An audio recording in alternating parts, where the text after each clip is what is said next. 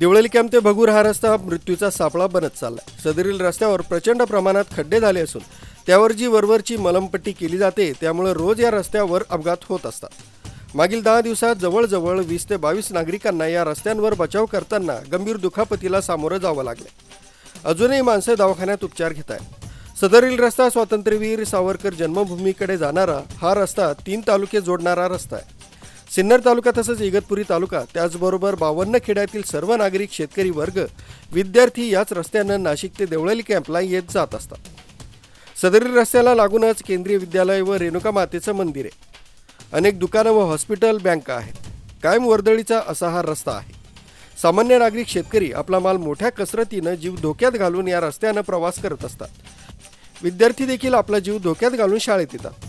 त्यांच्या जीवाला काही झाल्यास जबाबदार कोण, असा सवाल उपस्थित होतोय। या रस्त्यासाठी अनेक वेळा आंदोलनं झाली, उपोषणं झाली, पण हद्दीच्या वादात वरवर मलमपट्टी पलीकडे या रस्त्याचं काहीही झालं नाही।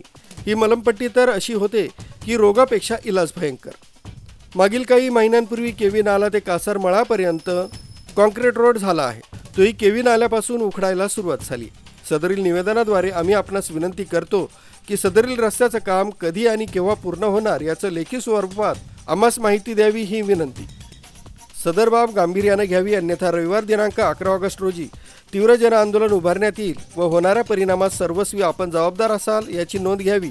जर आजवर केलेल्या कामांची व दर्जाची योग्य तपासणी करून सदरील ठेकेदार व अधिकारी यांची सखोल चौकशी करून त्यांच्यावर कारवाई करण्यात यावी, अशी भगूर देवळाली कॅम्प रस्त्याचे त्रस्त नागरिक संघटनेद्वारे मागणी मुख्यमंत्री सचिव, महाराष्ट्र राज्य विभागीय आयुक्त देवळाली कॅम्प पोलीस ठाणे, पोलीस आयुक्त नाशिक कॅन्टोन्मेंट बोर्ड, मुख्य कार्यकारी अधिकारी, पालकमंत्री यांना निवेदनाद्वारे देण्यात आली। मुख्य संचालक रवींद्र जाधव, लोकराज्य न्यूज, नाशिक।